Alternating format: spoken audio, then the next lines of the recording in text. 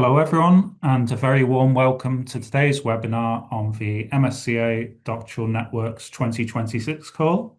We're joined by organisations from across sectors, including academia, private sector, and the community and voluntary sector. Thank you very much for joining us today. You're all very welcome. Before we begin, just have a few brief housekeeping points.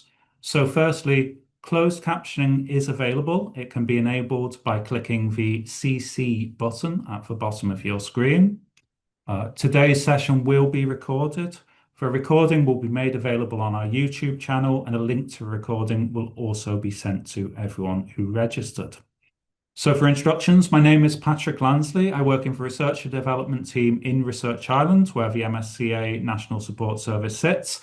I'm joined here by my colleague and also MSCA National Contact Point, Colm O'Hare. The MSCA National Support Service is based within Research Ireland, which is Ireland's new research and innovation agency.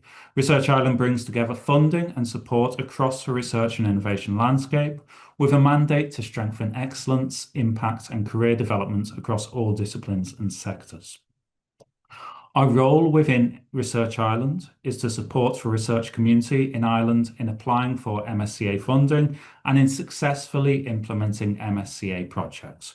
We do this through information sessions, workshops, webinars, tailored consultancy, and pre-review of proposals that are being led by an Ireland-based organisation.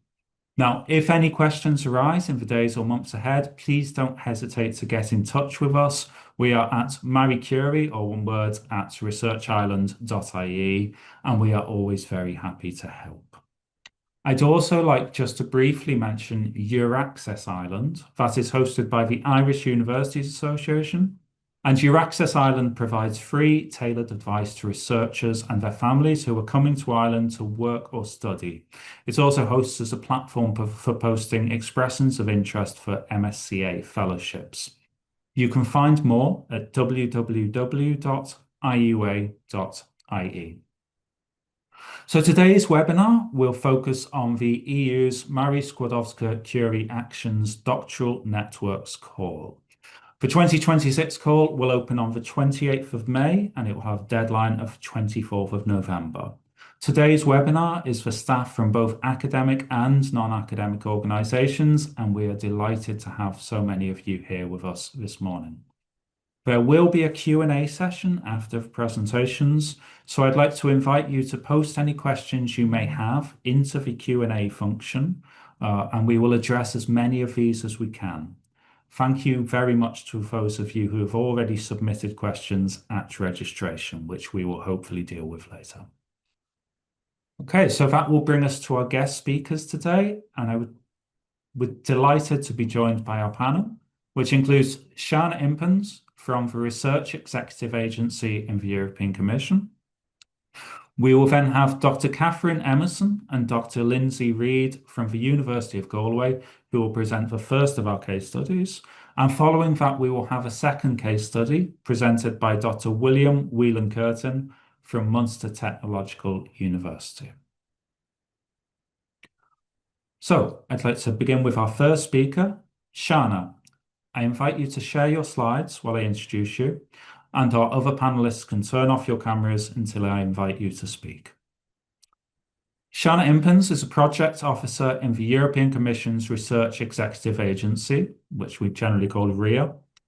Sianna works in the MSCA unit, and more specifically in the team responsible for funding and managing the MSCA Doctoral Networks. Sianna, thank you very much for joining us today. I will now hand over to you. Okay, you should be able to see it right now. Can you? Yes, we can. Yes, thank you. Okay, good. Very brief, I think you all know. So under the Horizon Europe budget, there is 95.5 billion foreseen. The MSCA program is based on the Pillar 1 Excellent Science, for which 6.6 billion is foreseen for Marie Skłodowska-Curie Actions. Now, also in a nutshell, what is it about? Basically, in all stages of the career, we want to we put the emphasis on the training of researchers the skills and career development of the researchers. It is a bottom-up approach, very important key element in our program. One of our elements as well, our international cross-sectoral and interdisciplinary mobility. We want to create attractive working and employment conditions. We also want to focus on a strong collaboration with the academic and non-academic sector. Now, this is an overview of all the upcoming and ongoing call for proposals. But as I just mentioned, our MSCA DN 2026 call will be published on the 28th of May with a budget of around 593 million, and the deadline is the 24th of November. And important to say that on the 3rd of June, the call info day will be organized and will start on at 9:30 in the morning. It will be half a day. This call info day will really focus on all the key elements of the MSCA DN, and at the same time also on the RAISE DN 2026 call. With the call opening on the 28th of May, you will also see on our website a link to Slido, where you can basically ask all your questions in advance that then will be answered during the call info day. Also, just for info, the hashtag on Slido will be #DN 2026. So if you don't have the opportunity to ask your questions today, you can still raise them via the Slido on our funding and tender portal. Now, just for those who in the audience today who are new, what is actually a doctoral network project? It is basically one consortium submitting a research project where there is an interlink between many individual PhD research projects, and of course, PhD research projects for doctoral candidates. As I said before, in our program, we want to have there is a strong collaboration between academic and non-academic. What is actually the academic sector? It is a public or private higher education establishment, public or private non-profit research organizations, and international European research organizations. Now, the non-academic sector are any socio-economic actor not included in the aforementioned academic sector. Who are the different participant types? Well, we have beneficiaries, and we have the beneficiaries and the associated partners. Now, the beneficiaries can be from academic and non-academic, such as the associated partners, but only the beneficiaries sign the grant agreement.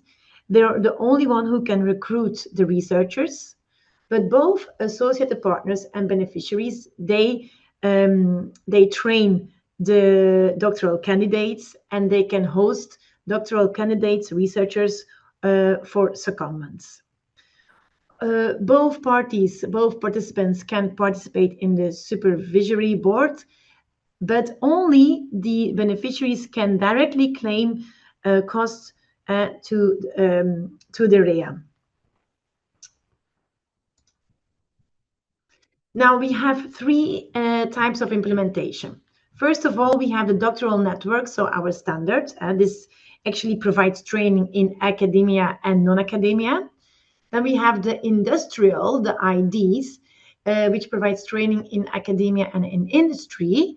And there is a joint supervision between academia and non-academia. The third type of implementation, we have the joint doctorates. It's a joint collaboration leading to a joint multiple doctoral degree. A requirement is there that there is a need for pre-agreement for joint degrees is required. There is a joint selection and supervision. Very important to know that all three modes compete within the same scientific panels. The scientific panels that we have are chemistry, ECOSOC, and ENG, environment, life science, and MATFI. Now, industrial doctorates. What are actually the incentives for a DNID? That there is no limitation for secondments. There is minimum 50% needs to be spent in non-academic sector. Enrollment in a PhD should be at least in one member state or associated country among the awarding entities. Non-academic sector as beneficiary or associated partners. So basically there is full flexibility there, whether it is the non-academic amongst the beneficiaries or associated partners. Academic and non-academic organizations, basically they have a joint supervision for the doctoral researchers. Then joint doctorates, what are their incentives? Basically, the project duration can go up to a maximum of 60 months. The fellowship, it is a minimum of 3 and a maximum of 48 months. There is no limitation for secondments. There is an enrollment in a joint or double or multiple PhD and should be delivered by different entities, and one should be minimum from. So there must be minimum one from member states or associated countries. There is a joint admission, selection, training, supervision, and governance. It is mandatory to deliver pre-agreement letters. That actually it's a template that needs to be filled in when you submit a proposal. That really shows the delivery of a joint, double, and multiple degree. There is also important to say that there is no preference between a joint, double, or multiple degree. Now, what are actually the novelties in the DN 2026 call? Now, the living allowance has been increased, and for some country coefficients and have been reviewed. There are also some eligibility restrictions, but for this, I really advise you as well to check Annex B of the general annexes. When the guide for applicants will be published, there will be a link to it, and actually you can already, even today, you can already verify this Annex B of the general annexes. This is actually a nice one. It's a new exception for all DNs. This means that where researchers are recruited by beneficiaries established in a non-associated third country, it is now permitted for enrollment to take place solely in a doctoral program offered in that country. And this was not possible before. Another novelty is the evaluation threshold per criterion, which is now 3 out of 5. So there must be, and the criterion is that for all 3 criterion, you must have 3 out of 5 to be eligible, to be considered eligible for funding. Secondments for standard DN can go up to 50% of the fellowship duration. The general eligibility conditions, they did not change compared to last calls. So this means that at least 3 independent legal entities must be part of the consortium, each established in a different EU member state or associated countries. There must be a minimum of 1 beneficiary of an EU member state, and there is no minimum or maximum number for associated partners. All beneficiaries must recruit at least 1 doctoral candidate.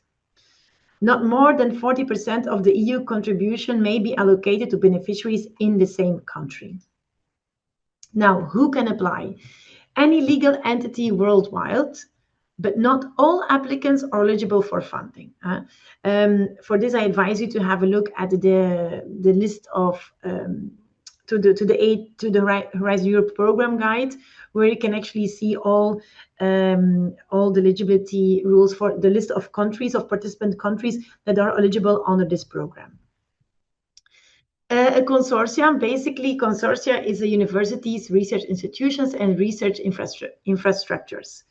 This can also be, as I said before, a non-academic sector and other socioeconomic actors. Now, the eligible countries, you have the EU countries, but then you also have the non-EU countries, which are called the countries associated to Horizon Europe. Then you also have the countries that are by default eligible for funding under the Horizon Europe. They are the low and middle income countries. For this also, I advise you to have a look at the Horizon Europe program guide, where you have a clear list of all these countries. Other countries, when announced in the call, sometimes you have to really clearly read the guide for applicants, where you have, when sometimes other countries are also announced that are eligible for a certain call. Now, there are also specific cases. So affiliated entities establishing countries are eligible for funding. EU bodies, international organizations. Now, international European research organizations are eligible for funding. Now, other international organizations are not eligible, only exceptionally if their participation is essential or if they're really essential for the implementation of the action. For this reason, if this is the case, it is important that you as an applicant really duly justify why the participation of a certain country or international organization that is not by default eligible for funding, that their participation is essential. If this is the case, then this country or international organization can be considered for funding.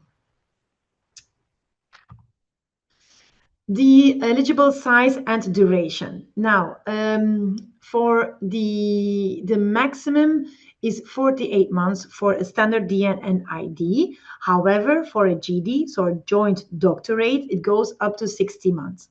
The fellowship for a standard DN and industrial doctorate is minimum 3 months and maximum 36 months, while for the joint doctorate, it goes up to 48 months. Secondments, basically, it can be worldwide, any sector, up to 50% for the standard DM, while actually for the industrial and joint doctorates, there is no limitation for secondments. For the whole consortia, it goes up to 540 person months for all types of action. We cannot go beyond the 540 person months per project. Eligible researchers. There must be a doctoral candidate, and it's very important that they should not already be in a possession of a doctoral degree at the date of recruitment. They should be recruited following an open merit-based and transparent recruitment. And they should also respect the mobility rule, which means that they must not have resided or carried out main activity in the country of the recruiting beneficiary for more than 12 months in the 36 months immediately before their recruitment date. Now, researchers must be enrolled in a doctoral program in at least one EU member state or associated country. But as I said before, in the DN 2026 call, there is now this new exception where researchers are recruited by beneficiaries established in a non-associated third country. Enrollment may take place solely in a doctoral program offered in the country of the recruiting beneficiary. We say that there is all researchers from any nationality are eligible. However, there are some eligibility restrictions, meaning that a natural person established in Russia, Belarus, or in non-governmental controlled territories of Ukraine are not allowed to participate. For instance, when Russian doctoral candidates living in France, when he basically is at the time of applying living in France, he's not established in Russia itself. He is eligible to apply. However, if the doctoral candidate is really living in Russia, he's not eligible. He cannot apply for an MSCA DM. Now, our funding mechanism, it is fully based on the unit cost, meaning that 1 person month corresponds to 1 unit. The total costs are the cost per unit multiplied by the number of units. 100% reimbursement rate for eligible beneficiaries. And then we have 2 different cost categories. We have the contributions for recruited researchers, so based on the person months spent. And we have the institutional units contributions per person months. Now, the contributions for the recruited researchers are basically the living allowance, mobility allowance, and family allowance, if applicable. Then they can also apply the long-term leave and the special need allowance, if applicable. The institutional unit contributions are basically our cost categories are foreseen for research, training, and networking contributions, and for the management and indirect contributions. Now, this year we also have a novelty. It's the Erase the End 2026 call. They are the resources for AI science in Europe. And what is this? It is an additional chance for funding for projects that aim to apply AI in their scientific research and for those focused on developing new AI tools, systems, and methodologies. The budget for the Raise the End call is 30 million. And basically, the money is coming from Pillar 2, Cluster 4. The dates are the same as for the MSCA DN, being 28th of May with a deadline the 24th of November. All applicants that are applying to the MSCA DN 2026 call, they can apply for the Raise DN call. Note that the same eligibility conditions and same features such as modes, duration, rules, and size are applying. The applicants need how can they apply? When they submit their MSCA proposal, there will be a box saying where the applicants need to demonstrate that they really fit, that the proposal really fits within the scope of the Raise the End call. And this they have to do in a dedicated section that will be available in the proposal template in part B2. So the scope in a nutshell for Raise the End is to train a new generation of researchers in AI-driven scientific methods across all disciplines. They will also help build the RAISE scientific community, which will contribute to shaping modern science. Now, there also the work program of Raise the End is also available on the internet. There will also be a link on the guide in the guide for applicants. So more detailed information you can definitely find there. Now, the MSCA DN award criteria there are 3 award criteria, and as a novelty this year, we have there is a threshold for all 3 criteria that they must have 3 out of 5 to be considered eligible. First of all, we have the excellence criteria, which is focusing on the quality of the research and innovation objectives. The soundness of the methodology will be assessed. The experts will assessing how well is the soundness of the proposed methodology, how well is the quality and how credible is the training program. They will also assess the quality of the supervision. Under impacts, they will see how well the proposal is contributing to the training at European level and strengthening European innovation capacity. They will also see how credible in the project the career perspectives actually are foreseen, how well it will contribute to the skills development of the doctoral researchers. They will also evaluate the suitability and the quality of the measures to maximize the expected outcome. They will also assess the dissemination and exploitation plan, the magnitude and importance of the project's contribution to the expected scientific, societal, and economic impacts, if applicable.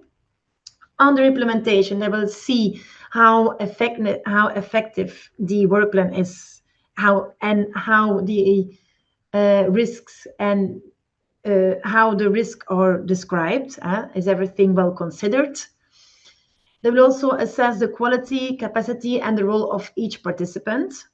And they, of course, will also assess the consortium as a whole. Now, I will give you a very quick overview of the evaluation process. First of all, there will be an eligibility check to see if all the eligibility conditions are met. If yes, then your proposal will be assessed by 3 experts, individually assessed by 3 experts. If this is done, there will be a consensus group. Vice chair, a rapporteur, will basically draft a consensus report based on the 3 individual reports that was made by the 3 experts. They will all agree on comments, then they will agree on a scoring from your proposal. Then there will be a panel review week where basically experts will reach an agreement on the scoring and comments, and they will definitely check the consistency across the whole evaluation.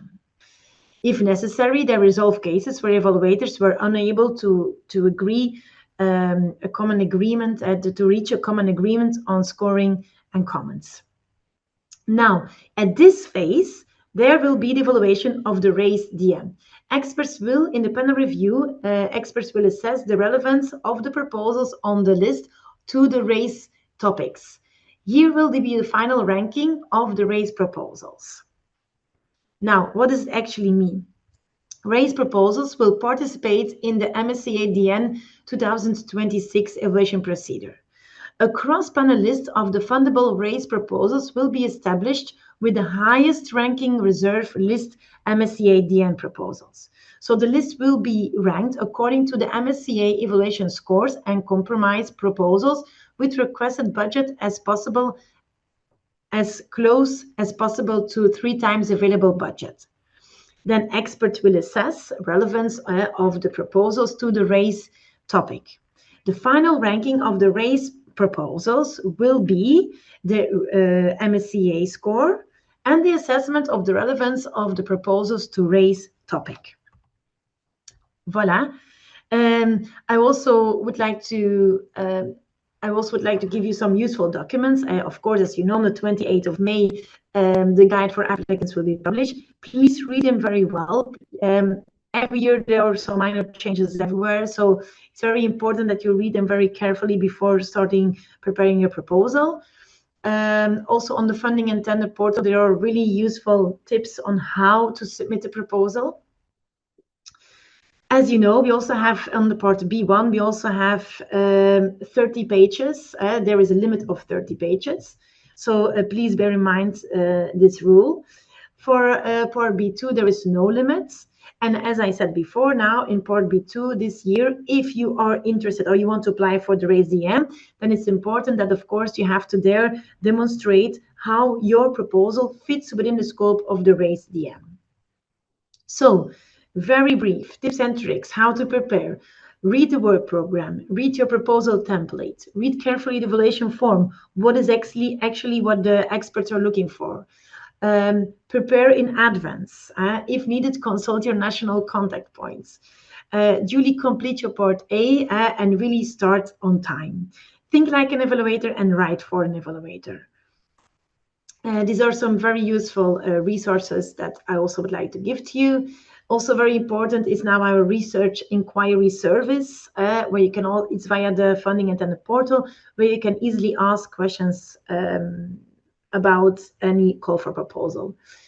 As I also said before, our call info day, before in previous year, you always had to pre-register. This year, you don't have to pre-register anymore. You just log in on our platform on the day itself, and you can actually just follow. Also, the recording of the call info day will be available on YouTube afterwards. I think it will even be available on the day itself. So in case you will not be able to attend. As I said before, very important, please, if you have any questions, try to submit them on Slido to us in advance, so we really make sure they will be answered during the event itself. Voilà, and I give the floor back to Patrick.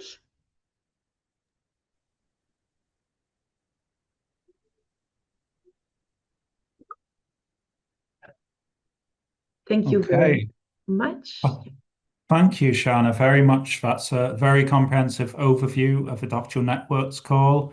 We'll hold all questions until the panel session a little later, but just a reminder that anyone watching, you can enter your questions into the Q&A at any point. So now I'd like to go to the first of our two case studies. So Catherine or Lindsay, if you could share your screens now, hopefully you have the functionality to be able to do that. Dr. Catherine Emerson's research is in 15th century French literature and particularly history writing. She's currently part of a team editing Jean Marcel's Fleur des Histoires and has been leading the Red Path network, which she will tell you about momentarily. She is Vice Dean for students in the College of Arts at the University of Galway.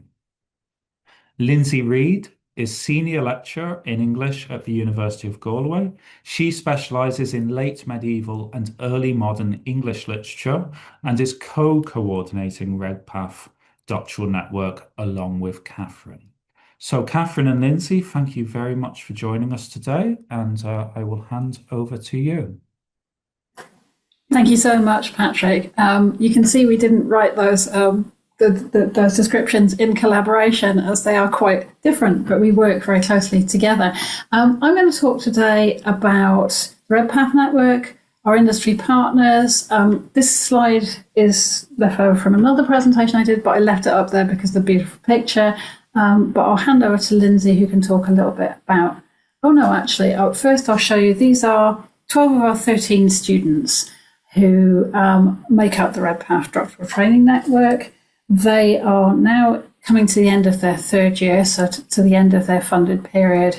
This is them about a year ago at a digital humanities training that they did in Antwerp. We asked them to do one sensible picture, one silly picture. This was the silly picture, and I love it so much because it shows how much joy they get out of the programme. Lindsay, tell us about the programme. Sure. So just to give you kind of a basic idea of what our network is focused on, we have a kind of core idea, which is that books have always evolved across media. So from manuscript to print, and today from print to digital, the book has never been static. And so RedPath, our network, is studying this process known as remediation to understand how cultural value is preserved, but also reshaped and sometimes lost in this process of transformation. So our aim within the network is to train a new generation of researchers who explore these dynamics from multiple angles, so textual, material, technological, and economic. But we're also kind of crucially preparing them for future careers, not only potentially in academia, but also in cultural and creative industries that are actively engaging with books and book heritage today. So we have an overarching research program that's structured into two key strands. And so we have kind of strand one of the project is focused on selection, which is examining how pre-modern, so medieval and early modern book producers, including kind of scribes, printers, patrons, made decisions about things like format, material, language, and layout.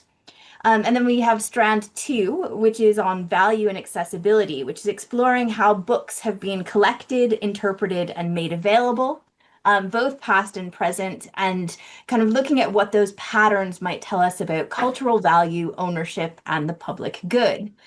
So across both of those strands, we have PhD researchers who are engaging directly with material books, but also with digital editions, exhibition practices, new forms of storytelling as well. So linking historical insights about books and book culture to contemporary cultural questions.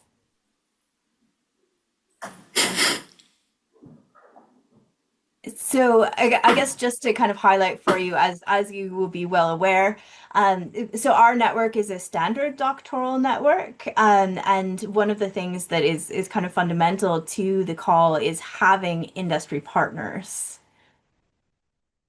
So I think we'll just say a little bit more now about our industry partners. So first of all, every researcher on our network, all of our doctoral students are undertaking a bespoke placement with a non-academic partner. And this is designed not just as an add-on in the network, but it's meant to be a fully integrated part of their research and training program. So within our network, we have 9 industry partners. This includes a number of stakeholders in the creative and the heritage sectors. So we have amongst our industry partners some publishers, rare book dealers, and auctioneers. We have a few specialist museums and libraries. This actually includes the National Print Museum in Dublin. And we even have a literary festival. So another kind of Irish representative, we have Court International Festival of Literature based here in Galway. So you can see the logos on the slide here of all of our different industry partners. And one of the big challenges, I think, for us in our network, because we are humanities and because we are kind of historically based, one of those big challenges was actually identifying who our industry partners might be.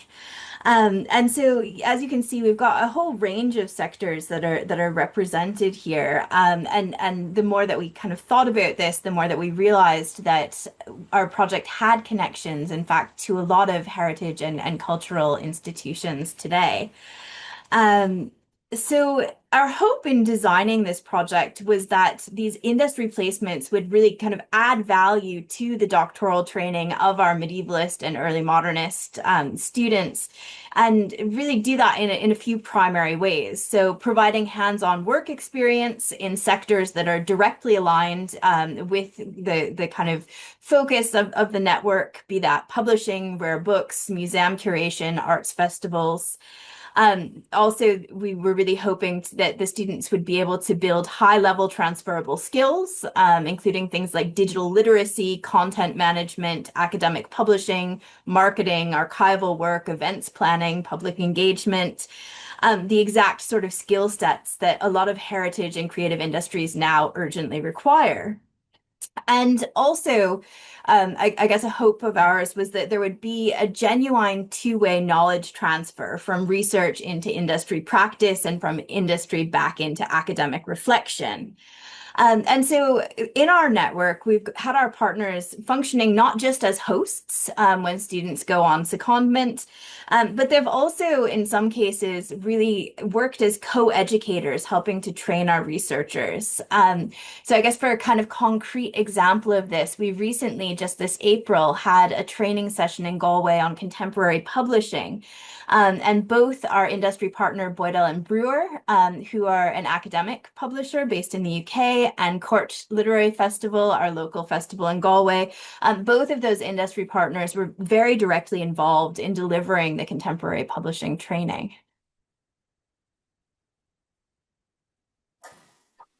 And another way in which that's happened is through the secondments that the students have taken on. As Lindsay said, we had hoped that this would be a two-way relationship between a researcher coming from maybe a different background and an industry placement where they could learn new skills and apply the existing skills that they had to.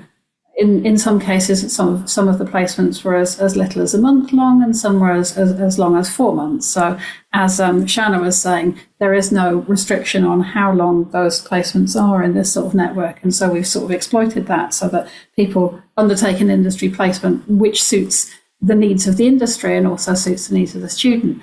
And I'm just going to give you a little bit of a case study of Sarah here, who came to us. Now, she's based in the University of Alicante. She was based in Italy before she came to Spain, and she was a trained researcher in library studies and a very experienced researcher in that field. And she, this was the presentation she actually gave in Antwerp about what she'd enjoyed in her first couple of years of doing the project. And she was saying, something I enjoyed was the industry secondment, showed me new and exciting career prospect, provided me with invaluable insights, and shaped entire chapters of her thesis.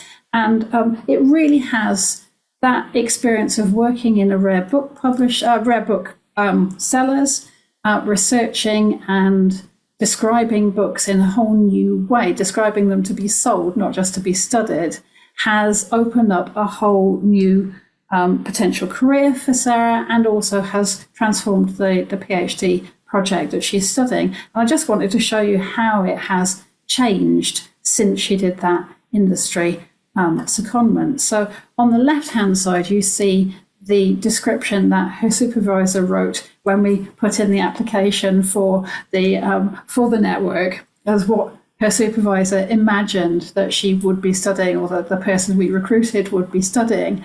And then on the right-hand side is the description that she wrote about 2 years into her project after she had come back from her industry placement. And you'll see that she is grounding her work in archival work, looking at a case study of Mags Bros, which is the company in which she did her placement, investigating how and why antiquarian bookselling developed as a profession and how booksellers shaped the rare book market. And she is very interested in continuing her career as in that market once she finishes her PhD.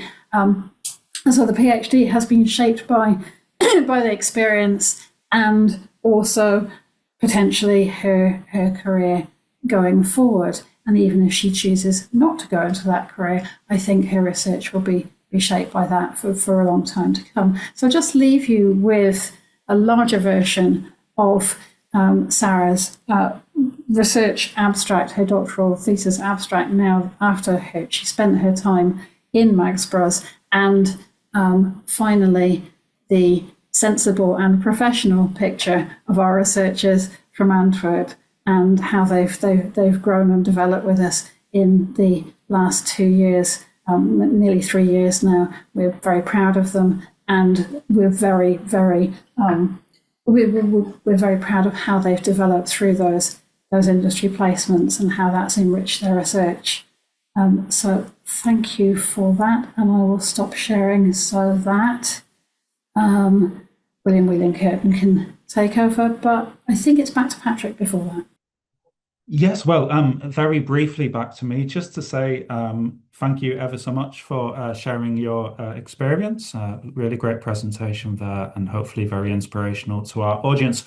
So yes, as you said, we'll move now to our second case study, which I can see is in the process of being shared. So William Whelan-Curtin, he leads the Nanophotonics group at the Centre for Advanced Photonics and Process Analysis at Munster Technological University. His research focuses on nanophotonics and integrated photonics with applications in efficient laser design and photonic sensing. He coordinates several national and European projects, including Horizon Europe Innovation Action, the SFI-funded MetaSpecs, and the Marie Skłodowska-Curie Action's European Joint Doctoral Network, ProTemic. So, William, I will hand over to you now. Thank you. Yep, thank you very much for the introduction. Do you see my screen okay? Oh, I think you're in presenter view at the moment. How is that? That's perfect. Yes, brilliant. Okay. Right, okay, thank you very much. So just a quick reminder of what our quick overview of CAPA. So we're a research centre in MTU. We're a relatively large group with about 4 PIs, 25 students, and a range of postdocs and research fellows. Very active in European funding. We'd always seem to have a couple of large European projects going at any given time. We've had a lot of experience with Marie Skłodowska-Curie actions and funding, and we've very much enjoyed and liked the projects that came out of it, ranging from the postdoctoral fellowships to a range of doctoral networks, starting off with Profit and Promise being the international training networks, and more recently into European joint doctorates called ProTemic and Optify. So yeah, I think the European joint doctorate is something we've had a lot of recent experience with and have enjoyed enjoyed this type of project. As a quick reminder from following on from Shauna's presentation, the European joint doctorate will lead each student enrolled on the joint doctorate will receive either a joint doctorate or a double degree awarded by typically two of the participating institutions. These are highly integrated programs, international, intersectoral, interdisciplinary, and would probably describe as being each the deeper level of integration between partners than in the standard doctoral networks. The candidates are enrolled as doctoral candidates at both host institutions. That's a requirement, and they are jointly supervised. In practical terms, due to the regulations of each, it means each student must spend at least 1 year in each of the host institutions, and you have a bit of flexibility exactly how you arrange that split once that 1 year limit is reached. A letter of pre-agreement is required at the proposal stage, which takes a little bit of work, but quite doable. Typically, in the first year of the project, the double degree agreements must be put in place, which are somewhat harder. Takes a little bit of time to negotiate the nuts and bolts of that agreement, which normally takes quite a bit of hard work on the part of the supervisors and the respective deans and rectors of the graduate studies offices. Helps, of course, to have good templates involved for those. I think that takes some of the trouble out of it. The EJDs run for 5 years, which is longer than the standard doctoral networks, I guess, to reflect the additional overhead in terms of agreements. And the PhD, the doctoral candidates projects can now run up to 48 months, relative to the previous 36, which was a very nice improvement, which anybody involved in the EJDs, I'm sure, appreciates. So the double degree is an unusual format. But it's highly appropriate in some situations. So maybe in a nutshell, basically, if you like collaborating with groups across Europe, and you want to have bigger, and you have questions that span multiple disciplines that cannot be addressed properly by a single discipline. Similarly, if you require infrastructure expertise that no single group provides, then the EJD is quite ideal. Kind of as a corollary, you must have collaborators that you really trust. You're giving you're giving half your PhD student to somebody else, so it's quite important that you trust your collaborator to that you work well with them, that you trust them to actually supervise the students correctly, and that you can all come to a suitable plan and strategy. Again, if you'd like to form deeper long-term links between research groups, this program is ideal. And again, the international aspect is really embedded.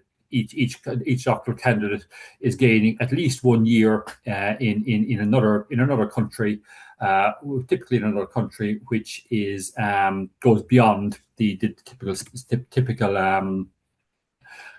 secondment. So, and if you answer yes to a good proportion of those questions, then I would suggest that the EJD is possibly for you. And equally, if your answers to those 5 questions tends to become provides you with your first 1 or 2 pages of the proposal itself. Now, for maybe a concrete example, so our first experience with the EJD was Optify, which was a program that combines spectroscopy and advanced lasers and photonic integrated circuits. This consisted of 4 partners across 4 countries, Italy, Ireland, Austria, and France, and 5 institutions. And you can see this little network here. Again, I'd say kind of like this. This for me is kind of this sort of picture is central to the EJD concept, that you have the students providing a kind of a web of links between the institutions, and you can see it can be ideally should be quite nice and dense. And in our case, we span the topics of spectroscopy and advanced lasers and photonic integrated circuits for a range of applications in agri-food, environmental monitoring, and industrial process monitoring. And each student had a subset of those skills, roughly evenly spread between the different disciplines and subdisciplines. So in our case, the group in the University of Bari were experts in a technique known as quartz-enhanced photoacoustic spectroscopy, in which you listen for the sound wave that occurs as gas absorbs laser light. In the University of Vienna, there was a kind of almost a twin technique, where the Bernard Lendel's group looked at the refractive index change that's induced by the absorption processes. So these 2 phenomena are almost twins or parallels of one another. That was the spectroscopy side of the project. And then we had the University of Montpellier, who are experts in the growth and fabrication of a very special type of laser, known as quantum cascade lasers, which are ideal for producing the lasers that are required for sensing the gases in question. And then ourselves at MTU, Tyndall National Institute, and the Polytechnic of Bari were experts in photonic integrated circuits, which are the optical equivalent of the electronic integrated circuit. And by taking these techniques, by putting them together, making more compact, more robust spectroscopy systems. So as you can see from Optify, very chemistry, physics, engineering heavy. The disciplines had very clear. The skills required to grow a laser are completely different to that required to run a spectroscopy experiment. So we're giving the students expertise in both those sub-disciplines or disciplines, depending how you look at it. And it was pulled to give a unique skill set. In our recently started EGAD called Protemic, this was on integrated spectroscopy for protein analysis. In this case, we increased the ambition in terms of interdisciplinarity, really building on some of the work that was done in Protemic, namely the photonics and lasers and spectroscopy, and then starting to apply them in the fields of protein analysis and drug discovery. And what made this possible is the spectrum of the proteins change depending on their structure. You get a very different absorption spectrum of the protein itself. And mid-IR spectroscopy was a fantastic way of monitoring those changes. Here we see the network. Again, we're spread across 5 partners. 5 countries with 10 partners, both in academia and industry, and we have these web of students who are linking these together. And we had it took about 1 year to get everybody recruited, but now everybody is now finally in place, and the research has started. So that gives a let me maybe sum up with a few my personal comments and observations. So when we built both Optify and Protemic, we deliberately went for quite small consortia, which means basically it's quite a high value for each partner. Each partner is getting multiple PhD students from it, which is actually had a maybe unanticipated side effect, is that when we go to resolve a problem with the grad office, or they listen to us, they fix problems quickly, because there is a very significant commitment on their part, and and benefit of them. As much as possible, we split responsibilities very easily. In our cases, the students spent 50% of the time in each host, so it wasn't the case that one institute owned a student. They were very much shared, very much responsible for both, very much shared by both. And again, which I felt made the relatively easy, made the consortium relatively easy to manage. It took some hard work it's quite important to make sure the interests of both institutes are well aligned, and to figure out requirements across both. I would note that it is quite a bit of extra work for the students. Again, as you're moving institution, there is a bit of overhead in techniques to learn. And of course, for the non-EU students, there was a very significant overhead in terms of visas. As has been reflected by the foundation, the 4-year duration is very important for double degree to make up for that overhead that is lost due to secondments and so on.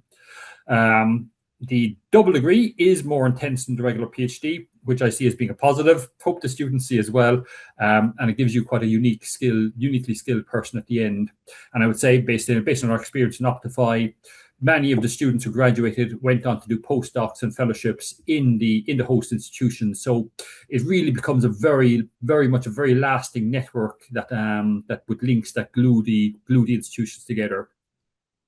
And I'll finally end on a small complaint, which is that generally my experience, all the research networks are slightly underfunded in terms of research costs. So which does affect the kind of the ambition of what you can do in one of these projects. Everything else aside to that, my experience with Marie Curie's have been very, very, very, very, very positive. So I'll stop at this point. Thank you very much.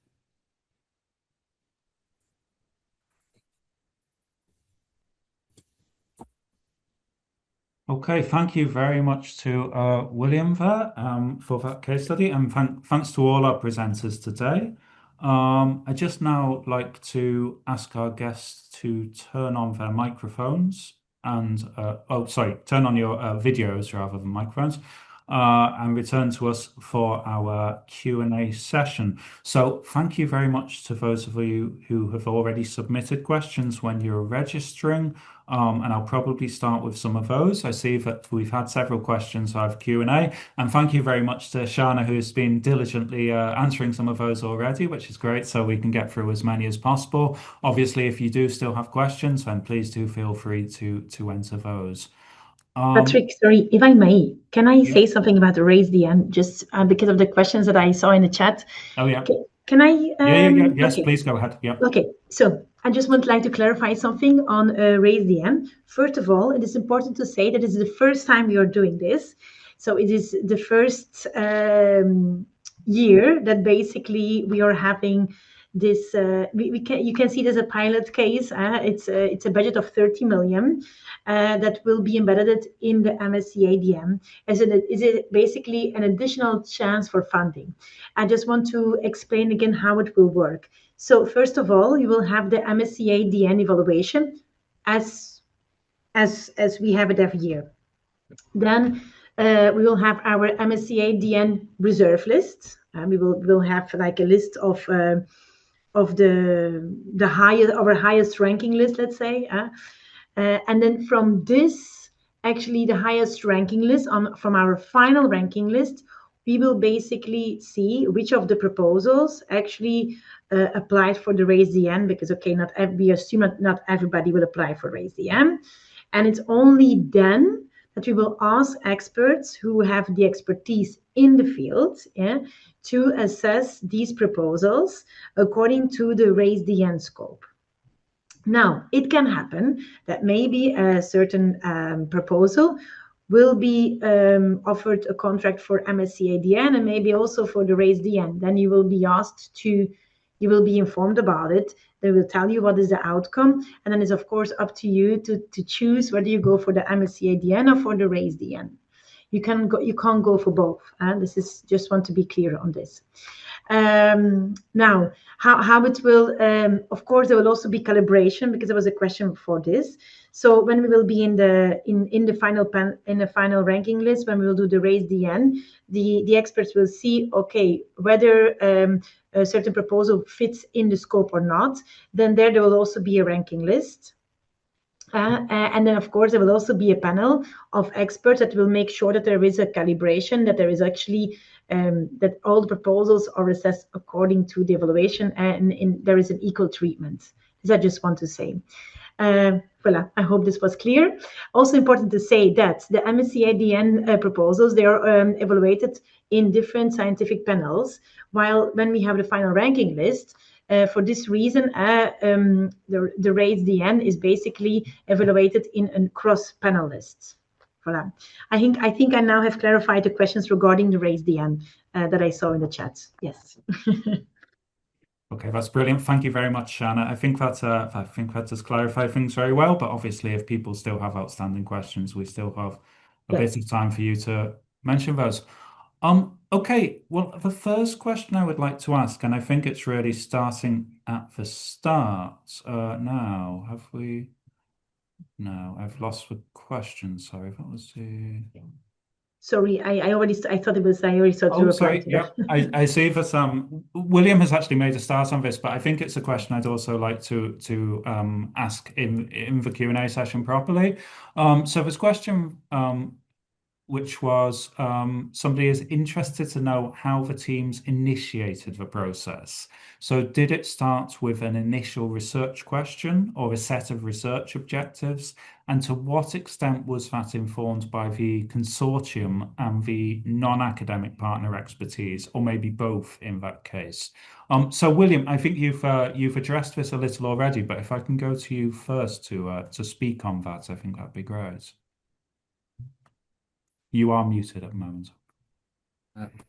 Yep. So I suppose ideally it should start with a set of research questions. I think in practice it kind of, well, at least me personally, kind of builds on relationships that you sit down with people, and the kind of good relationship came first, and then the research questions. Then you home in on what research questions that collaboration can address out of that, and then it kind of and it grows from there.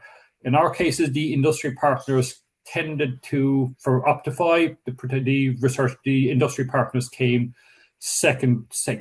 came after that, which maybe is not ideal. But then for Temic, one of the partner organizations in Optify became one of the beneficiaries in Protemic. So I do see that tendency to grow from there. Okay, brilliant. Thank you very much. And could I ask the same question then to Catherine and Lindsay? You can choose who speaks, I think, on this one. Yeah, I mean, I can potentially come in on this. We had a very collaborative process as our application was being developed. So it was I would say, I guess, begun with a group of people who all had interests in medieval or early modern book history, and the group of people sort of came together. And from early on, we were working around the theme of remediation. And so it was really kind of led by the academics, and kind of bringing their interests to the table. And so I think there was a lot of early on, a lot of kind of discussion, whole group discussion with everyone who was involved in the application, kind of bringing forward ideas of potential projects that might fit in that space. And then sort of organically, as people kind of brought ideas to the table, kind of looking at what was going on, that helped us to identify, okay, what are those kind of two main strands of the project? And we identified selection and value and accessibility as being kind of things that would kind of fit with the sort of projects and the sort of questions that the different academics were bringing. We didn't actually have input, I would say, from the industry partners in terms of developing the projects, but it was very, very collaborative with the academics who were involved. Okay, that's great. Thank you very much, Lindsay. If I can stick with you, and on a similar topic, we had a question which came in before the session, which, like, you have this mix of academic and non-academic partners. You've mentioned that kind of the questions were generally developed by the academic team first of all, and I'd imagine that, for example, for a rare books company, that European funding may well be terra incognita for them. So was it difficult for you to persuade or to convince those non-academic organizations to become involved in the project? And how did you present the potential benefits for them? I mean, I would say on this, it wasn't necessarily difficult to persuade industry partners to kind of sign on to the project, and we relied a lot on personal contacts. So we have industry partners spread actually all throughout the EU, and in some cases beyond, in the UK and Switzerland, and we were relying a lot on the academics who were involved with the project to kind of leverage some of their own personal connections with those partners. And so one of the things that really helped is that we did have a group of academics who we were working with who were all kind of trying to think about, okay, who are potential industry partners in my area? Who do I, in some cases, have a prior relationship with? We didn't necessarily have prior relationships with all of the industry partners, though. But what we found is that it wasn't so difficult to kind of persuade people to be part of the project. But what was actually a bit harder was then trying to explain to them what the project was and what their role was within it. And so it took actually a fair bit of time for us to kind of communicate what they had signed on to. And we've at this point built, I think, very productive relationships with all of our industry partners. But actually what it took, I think, in some cases for them to really kind of grasp the full project, was inviting them to come to some of our meetings. And so most of our industry partners at this point, we've had a representative attend a number of our different meetings. And it took actually that sort of involvement and then I think seeing our whole team together and giving presentations to our whole team and seeing presentations from our team. It took a bit of that kind of work, I think, for them to really kind of grasp what the network was.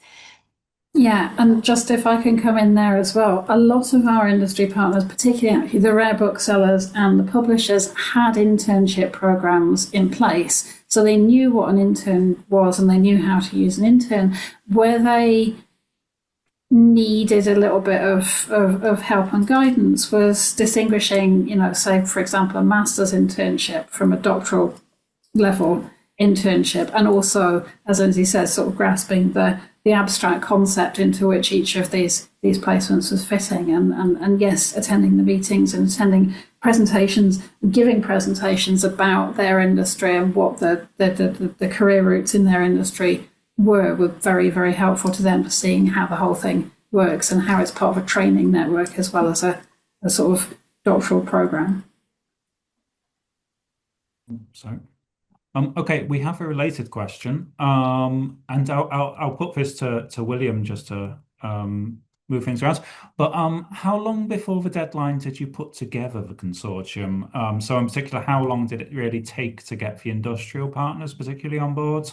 I am struggling to remember. I'm struggling to remember the exact timeline. I think my official advice would be maybe 6 months before to get the consortium locked down, or at least the core partners. The writing can come later. The secondments, especially for an EJD, the secondments are probably maybe less crucial in some ways because you're having the multi-country, multi-discipline already. And I would say in the latest format, you don't need a letter from the industrial partner. They must just be added to the portal. They must give your PIC number and so on. So that actually reduces the work required for the academic partner. They just basically need to say yes, they're happy to be involved. There's no need for letters. So that makes it a little bit easier. And I think we find in general that you'll put in a series of secondments in the plan. Very often companies change direction, so I always anticipate a certain amount of fluidity in the secondments, which was certainly okay to deal with in the previous versions. Might be slightly harder now that they're rigidly involved on the portal. Okay, brilliant. Thank you very much. Now, we're talking here about people, really at the outset. For many people involved with doctoral networks, it will actually be the second or third time even of applying. So the question I now have is for Shana. So what would constitute a resubmission in a doctoral network? And linked to that, what's the probability of success for resubmissions? Are they generally more successful than first-time submissions, or is that very variable? Yes. Okay, good question. So as you know, we have a strict rule when it comes to resubmissions. The proposals who have scored in the MSCA in 2025 below 80% cannot resubmit basically this year. Okay, we are also checking from our side because sometimes people do resubmit. So we also do some checks from our side to see if it's not a resubmission. And then we will definitely contact you, asking you like, listen, is this a resubmission or not? This is one thing. Second thing, please note that in every call, every time you submit, it is treated as an independent proposal. So you were asking whether there's a success rate is higher when it's resubmission, right? Yeah, the answer is no, because every time it is treated as a new proposal. So yeah, I hope this clarifies your answer. But again, I also want to ask to the applicants to be very honest about it, because we also sometimes every year we see that some people don't declare, but in any case we also do checks behind the scene, and then we will have to come back to you. And okay, sometimes then it's better to wait 1 year than you can resubmit the year after, you see. Okay, brilliant. Thank you very much. I guess going to the, I suppose this is kind of nuts and bolts of the running the project now, and it's a question I'll put to Catherine and Lindsay. Typically, PhDs in Ireland are funded for 4 years. For Marie Skłodowska-Curie, obviously just allows for 3-year projects. Yeah. So, could you talk anything about the institutional ways of managing this? We know that different institutions have different approaches, but could you talk at all about that sort of issue? I noticed neither of us is particularly anxious to turn on our microphone here. It's very different in different institutions. We have 6 universities in 6 different countries, 6 very different funding landscapes, and 6 diverse approaches to the same problem, because in all of our universities, 4 years is the PhD standard. So it comes up in every meeting with the European Union, anything where we're talking about these doctoral networks. There's the fiction that you can complete a doctorate in 3 years, and then there's on top of that the fiction that you can complete a doctorate with an industrial placement in 3 years. We don't see that it can be done, and we struggle to find the final year of funding for all of our students. There are different ways it can be done. Some of our universities take all of the overheads and give additional stipend for the final year to the students. That can be more or less than the full amount of money they've been getting from the Marie Curie Doctoral Network. Some universities leave that with the project coordinators or the on-the-ground coordinators in the university and get them to create bursaries for students who are continuing on. Some universities, and in particular in countries where there's a mandated minimum wage for doctoral students, don't have any money at the end of the project and can't fund the students for the final year. So it really does depend on where you are and what experience your university has had with this. Lindsay, I don't know if you want to say anything more about it, but we're struggling with this right now, and it's challenging. Yeah. I mean, I guess just to say we're facing it right now as our students are going to kind of reach the end of their funding period, either in September or October, depending on which institution they're in, but they're all about to kind of reach that cliff. And I would also just say that across the network, they are very much aware that there are discrepancies in how this is handled in different countries and different institutions, and that's not ideal. Thank you. Okay, we're very close to the end here. I just have one very quick question for our academic panelists, and I'll go to William first to answer this. So if there was one thing in a kind of 20-second answer that you wish you knew in the early planning days that would have really helped you, what would that be? Okay, in our case with EJD, it was the complexity of the examination process. Getting the double degree agreement signed was not so bad, but there were lots of subtleties and mistakes and people not doing stuff that should have been obvious during the examination process. So we're going to be very switched on about that going forward. Brilliant, thank you. And quickly, the same question to Catherine and/or Lindsay.